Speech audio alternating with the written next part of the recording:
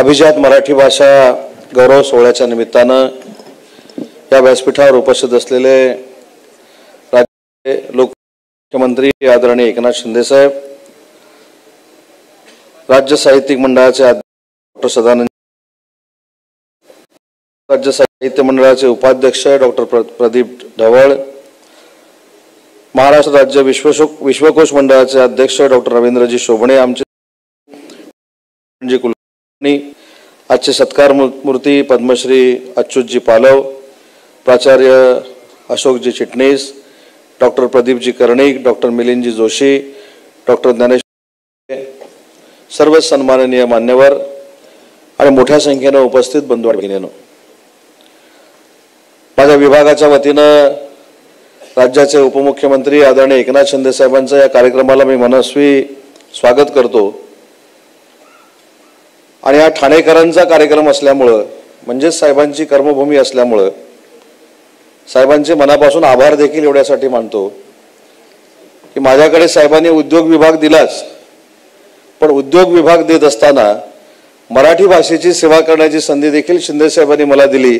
त्याबद्दल ठाण्यात येऊन त्यांचे आभार मानणं हे माझं परम कर्तव्य समजतो।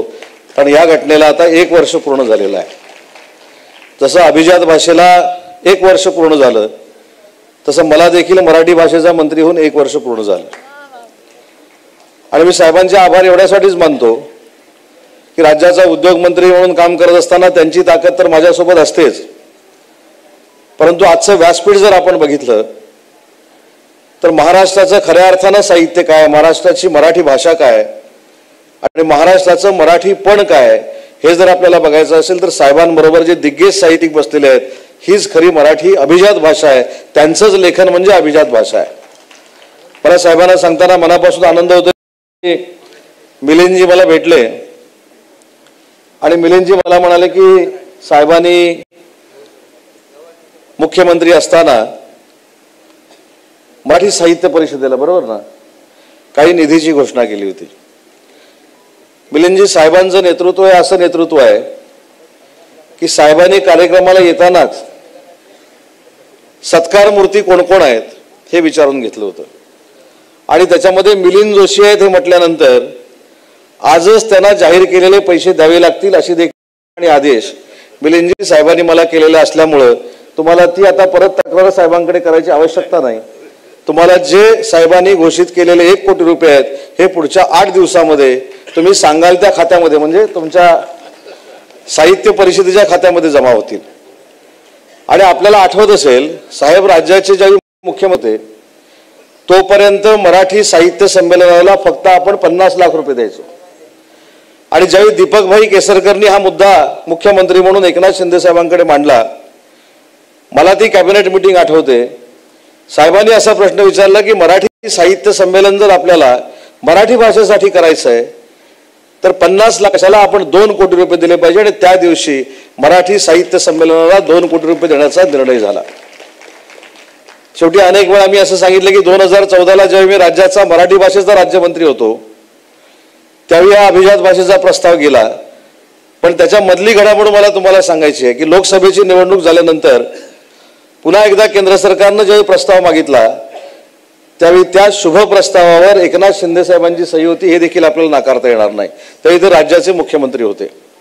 त्याच्यामुळे अभिजात भाषेला न्याय देत असताना साहित्यिकांचं योगदान आहे, तसं या ठिकाणी देशाचे पंतप्रधान नरेंद्र मोदी साहेबांना देखील धन्यवाद दिले पाहिजेत। कारण 3 ऑक्टोबरला त्यांनी आपली मराठी भाषा ही अभिजात भाषा जाहीर केली आणि म्हणूनच या कार्यक्रमाचं आपल्याला नियोजन करता येतं। मला आठवतं की मराठी भाषेचे जे कार्यक्रम झाले, ज्याच्या आपण फिल्म बघितल्या, विश्व मराठी संमेलन असेल किंवा पहिल्यांदा 27 फेब्रुवारी हा दिवस गेटवे ऑफ इंडियावर साजरा करण्याचा घेतलेला आम्ही निर्णय असेल, या प्रत्येक कार्यक्रमामध्ये महाराष्ट्र शासन हिरिरीनं सहभागी झालेलं। शेवटी मराठी भाषेवर राजकारण करण्यापेक्षा मराठी भाषेसाठी आम्ही काय करतो हे दाखवण्यासाठी सरकारनं जी उपाययोजना केली त्याच्यातली प्रामुख्याने एक उपाययोजना झाली ती म्हणजे, जसं ईस्ट इंडिया कंपनी इंग्रज घेऊन इकडे आले होते तसं इंग्रजांकडे जाऊन मराठी भाषा भवनासाठी 5 कोटी रुपये देऊन मराठी भाषा भवन खरेदी करण्याचं ऐतिहासिक काम जर कोणी केलं असेल तर ते महायुतीच्या सरकारमधनं केलं आणि शिंदे साहेबांच्या नेतृत्वाखाली झालं. आणि म्हणून मराठी भाषा ही अभिजात भाषा आहे. मराठी भाषा ही अभिजात भाषा होत असताना मिलिंदजींनी आता सांगितलं की दिल्लीला देखील त्यांनी आंदोलन केलं. पण हे सगळं मराठी आपण सगळ्यांनी मिळून केलं म्हणूनच आज ही मराठी भाषा अभिजात भाषा झाली. आणि म्हणून मी साहेबांना अजून एक मराठी भाषेचा मंत्री म्हणून या 4-5 दिवसातल्या कार्यक्रमाचं थोडं माहिती देखील सांगणार आहे. साहेब, काल मी अमरावतीला एका कार्यक्रमासाठी गेलो होतो. त्या कार्यक्रमाला गेल्यानंतर देशातल्या विविध भागातल्या 11 तज्ज्ञांनी आम्हाला सांगितलं की जी राष्ट्रीय परिषद, किरण कुलकर्णी आमचे सचिव त्या ठिकाणी होते, जी राष्ट्रीय परिषद महाराष्ट्रानं पुढाकार घेऊन ही अभिजात भाषा म्हणून महाराष्ट्रामध्ये सुरू केली, ही राष्ट्रीय परिषद आमच्या जिथं अभिजात भाषा आहेत तिथं देखील सुरू करण्याची जबाबदारी ही सरकारला घ्यायला सांगा, अशा पद्धतीची भाषा तज्ज्ञांनी आम्हाला विनंती केली. त्याच्यामुळे मराठी भाषेचं वेगळंपण काय हे बाकीच्या अभिजात भाषांना देखील कळलं. आणि लोकसभेमध्ये एकदा बोलल्यानंतर 2 भाषेमध्ये ट्रान्सलेशन होतं, परंतु आमच्या विभागानं या देशातला विक्रम करायचं ठरवलेलं आहे. एकदा बोलल्यानंतर AIच्या माध्यमातून ते 11 भाषांतनं तुम्हाला कळेल अशा पद्धतीची उपाययोजना करण्याचा निर्णय काल आम्ही अमरावतीमध्ये घेतला. काल नागपूरमध्ये साहेब विश्वास पाटलांचा सत्कार झाला. शोभणे सरांनी घेतला, आमच्या विश्वकोश अध्यक्ष आहेत, त्यांनी देखील स्पष्टपणाने सांगितलं की शासन ज्या पद्धतीनं सकारात्मक मराठी भाषेकडे बघतंय किंवा मराठी भाषेच्या उद्धारासाठी काम करतंय हे देशाच्या कुठच्याही राज्यांमधनं होत नाही, हे देखील सर्टिफिकेट या सगळ्या साहित्यिकांनी दिलेलं आहे. आणि म्हणून मोरे साहेबांनी सांगितलेली गोष्ट खरी आहे की मराठी भाषेचा मंत्री म्हणून कार्यक्रम करत असताना अनेक शंका कुशंका येतात. त्याला उत्तर मोरे साहेब तुम्ही देताय त्याच्याबद्दल माझं काय म्हणणं नाही, मी त्याच्यात खोलात जाऊन जास्त बोलत नाही. परंतु मोरे साहेब, आपल्याला मला एक विनंती करायची आहे. नक्की सरकार जर चुकलं तर आपण सगळ्यांनी मिळून सांगितलं पाहिजे. कारण तुम्ही जेवढा मराठीवर अभ्यास केलाय, तुम्ही साहित्यिकांनी जेवढं मराठी लिहिलंय किंवा वाचलंय तेवढं मराठी आम्ही देखील वाचलेलं नाही किंवा सरकारमधल्या कुठच्या अधिकाऱ्यांनी वाचलेलं नाही. आणि म्हणून तुम्ही हक्काने आम्हाला सांगितलं पाहिजे की जर आमचं काही चुकत असेल किंवा एखादा निर्णय घेत असताना मागे पुढे कुठं होत असेल तर तुम्ही हक्कानं सांगितलं पाहिजे की मराठी भाषेच्या निमित्तानं आपण अशा पद्धतीनं पुढे गेलं पाहिजे. शेवटी तुम्ही ज्येष्ठ आहात, तुमचं ऐकून मराठी भाषेचा आहे त्याच्यापेक्षा उद्धार करणं ही आमच्या सगळ्यांची जबाबदारी आहे.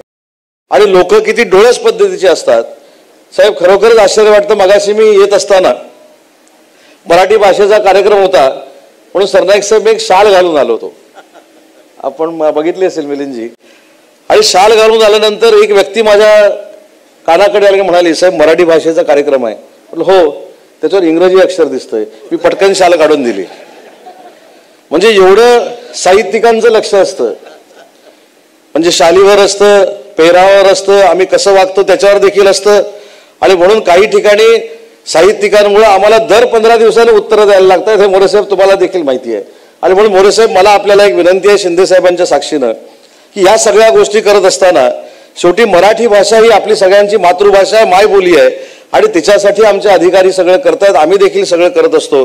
त्याच्यामुळे तुमच्यासारख्या लोकांनी पुढाकार घेऊन एखादी गोष्ट कुठं जर खटकली असेल तर ती देखील सांगण्याची भूमिका ही सोशल मीडियावर घेण्यापेक्षा किंवा पत्रातनं घेण्यापेक्षा फोन लावून जरी माझ्यासारख्या कार्यकर्त्याला सांगितलं तर त्याची 100% अंमलबजावणी करण्याची जबाबदारी आज शिंदे साहेबांच्या साक्षीनं मी देतो.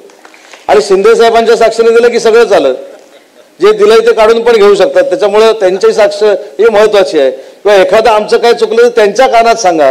पण जे काही सोशल मीडियावर येतं हे मराठी भाषेच्या निमित्तानं किंवा अन्य कुठच्या निमित्तानं योग्य आहे असं मला वाटत नाही. आणि म्हणून आजच्या कार्यक्रमाला साहेब या ठिकाणी उपस्थित राहिले त्याबद्दल मी साहेबांना मनापासून धन्यवाद देतो. आणि एक काळ असा येईल साहेब की बाकीच्या भाषांना देखील जर अभ्यास करायचा असेल तर मराठी भाषेशिवाय पर्याय राहणार नाही. अशा पद्धतीचं मराठी भाषेचं काम करण्याचा आम्ही प्रयत्न करतोय. आणि त्याच्यामध्ये आपल्या सगळ्यांचं सहकार्य आणि आशीर्वाद असल्यामुळं या विभागानं घेतलेले सगळेच निर्णय, काही लोक आमच्यावर टीका करतात की मराठी भाषा भवन कधी होणार. आता घरात बसून टीका करणाऱ्यांना मराठी भाषा भवन दिसणार कसं? ते घरातनं बाहेर पडलं पाहिजे, नरिमन पॉईंटला आलं पाहिजे, गिरगावला आलं पाहिजे, गिरगावला जिथं काम चालू आहे तिथं जाऊन ते खड्डे बघितले पाहिजेत, तरच आपल्याला कळेल की मराठी भाषा भवनाचं काम सुरू आहे. घरात कुठेतरी बसून कोणतरी ब्रीफिंग करतंय म्हणून मराठी भाषा भवनाचं काम सुरूच नाही असं सांगण्याचा कोणाला अधिकार नाही. त्याची मुहूर्तवेळ देखील माननीय एकनाथ शिंदे साहेबांनी रोवली हे सांगताना देखील मनापासूनचा आनंद आणि अभिमान माझ्यासारख्या कार्यकर्त्याला आहे.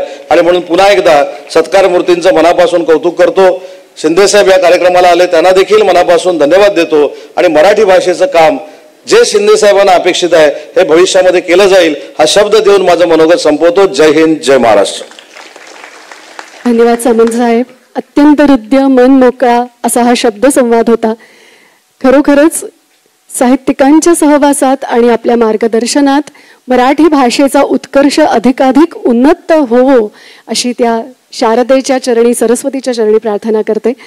आणि मगाशी मी खरं तर ज्यांच्या नावाचा नामोल्लेख केला होता, माननीय नामदार श्रीयुत प्रतापजी सरनाईक इथे उपस्थित झालेले आहेत. मी डॉक्टर उदय सामंत आपणास विनंती करते आपण स्वागत करावं. माननीय नामदार श्रीयुत प्रतापजी सरनाईक, मंत्री परिवहन, महाराष्ट्र राज्य.